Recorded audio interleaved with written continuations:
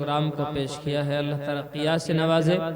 اب اس کے بعد میں تقریر پیش کرنے کے لیے آواز دوں گا عزیز محمد یوسف سلمہ کو، جو پپلاڑے کے رہنے والے ہیں، وہ آئیں اور تقریر پیش فرمائیں۔ محمد یوسف۔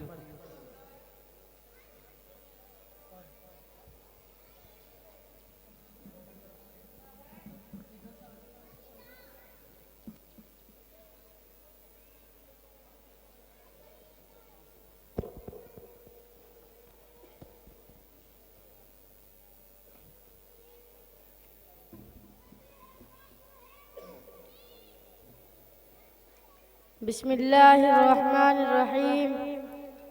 الحمد للہ کفا وسلام علی عبادہ الذین اصطفا، فاعوذ باللہ من الشیطان الرجیم، بسم اللہ الرحمن الرحیم۔ حافظوا علی الصلوات والصلاة الوسطی وقوموا للہ قانتین۔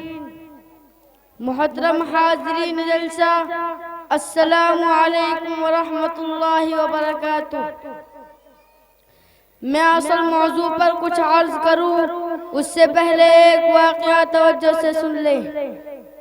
کافی دنوں پہلے کی بات ہے، شہر کوفہ میں ایک ایماندار قلی رہتا تھا۔ وہ اپنے گھوڑے کے ذریعے مناسب اجرت پر لوگوں کا سامان لے جایا کرتا تھا۔ لوگ اس سے بہت خوش تھے۔ ایک دن کی بات ہے، وہ معمول کے مطابق اپنا گھوڑا لیے ہوئے سواری کے انتظار میں تھا کہ ایک آدمی اس کے پاس آیا جو ایک پیر سے معذور لگ رہا تھا۔ اس نے قلی سے درخواست کی کہ مجھے فلاں مقام تک پہنچا دو۔ اجرت طے ہوئی اور دونوں چل پڑے۔ آگے جا کر ایک چوراہا ملا۔ آدمی نے کہا، اس راستے سے چلتے تو بڑا اچھا ہوتا، یہ راستہ میرا جانا پہچانا ہوا ہے۔ قلی نے اس کی بات مان لی اور چلتے چلتے راستے میں ایک جنگل ملا۔ وہ آدمی اچانک گھوڑے سے کودا اور تلوار نکال کر قلی کے سامنے کھڑا ہو گیا۔ قلی یہ منظر دیکھ کر ہکا بکا رہ گیا اور اس کے پیروں تلے سے زمین نکل گئی، اور وہ نہایت عاجزی سے بولا، بھائی میرا سب کچھ تم لے لو اور مجھ کو چھوڑ دو، میں کسی سے تمہاری شکایت نہ کروں گا۔ مگر ڈاکو نے ایک نہ سنی اور کہا کہ سامان تو میرا ہے ہی، میں کچا کام نہیں کرتا کہ تجھ کو چھوڑ دوں اور بعد میں تو بدلہ لے لے۔ قلی نے پھر عاجزی کی کہ اچھا تو مجھے تم 2 رکعت نماز کی مہلت دے دو، پھر جو جی مائے کرنا۔ آدمی اس پر راضی ہو گیا۔ قلی نے فوراً نیت باندھ لی اور اللہ سے عاجزی کی۔ اس کی آنکھوں سے زار و قطار آنسو جاری ہو گئے۔ اچانک ایک دوسرا گھوڑا سوار نمودار ہوا اور اس نے ڈاکو پر حملہ کر دیا۔ ڈاکو گرا اور تڑپنے لگا، اور دیکھتے ہی دیکھتے اس کے بدن سے آگ کے شعلے نکلنے لگے اور آن کی آن میں اس کا کام تمام ہو گیا۔ ادھر قلی نے نماز اور دعا سے فارغ ہو کر یہ منظر دیکھا۔ اس اجنبی سوار کو آواز دی مگر وہ اجنبی غائب ہو گیا، اور جاتے جاتے یہ کہہ گیا کہ اب تم محفوظ ہو، جہاں چاہو جاؤ۔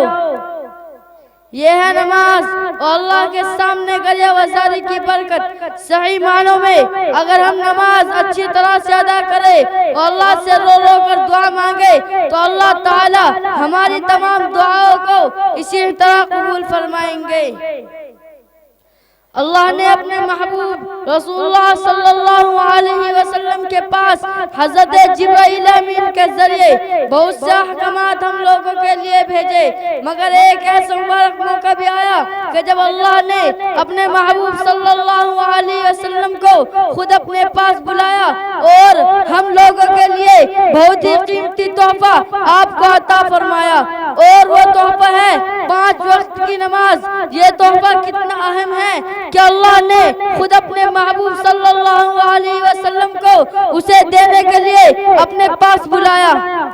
جب حضور نبی کریم صلی اللہ علیہ وسلم کے ساتھیوں کو یہ تحفہ ملا تو وہ بے حد خوش ہوئے کہ اب ہم کو اللہ سے بات کرنے اور لینے کا ذریعہ معلوم ہو گیا۔ اس وقت آقا دو جہاں صلی اللہ علیہ وسلم کے ساتھیوں کو بڑی پریشانی کے حالات تھے. ایسے نازک موقع پر اللہ نے یہ تحفہ عطا فرمایا. مگر آج ہم مسلمانوں کا کیا حال ہے؟ آج ہم میں سے زیادہ تر لوگ نماز سے غافل ہیں. 10-12 لوگ کسی گھر میں ہیں تو صرف 2-1 لوگ ہی نماز پڑھ لیتے ہیں. بعض گھروں میں تو کوئی بھی نہیں پڑھتا. بعض لوگ تو صرف جمعے کو مسجد میں جاتے ہیں. اور کچھ مسلمان ایسے بھی ہیں کہ جمعے اور عیدین کی نماز بھی نہیں ادا کرتے. افسوس صد افسوس، یہ ہے ہمارا عمل. بھلا ہم کیسے اللہ کی مدد اور نصرت حاصل کر سکتے ہیں جبکہ دن رات اللہ کی نافرمانیاں کر رہے ہیں.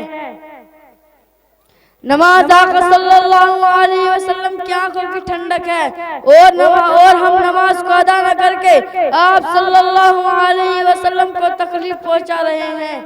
ہم کیسے امتی ہیں؟ ہم کتنے بڑے مجرم ہیں. اللہ ہماری اب تک کی کوتاہیوں کو معاف فرمائے، آمین. اور اس مجلس سے اٹھنے سے پہلے سب یہ عہد کرے کہ اب ہم نماز نہ چھوڑیں گے اور نماز کو خوب اچھی طرح سنت کے مطابق ادا کریں گے. وآخر دعوانا الحمدللہ رب العالمین.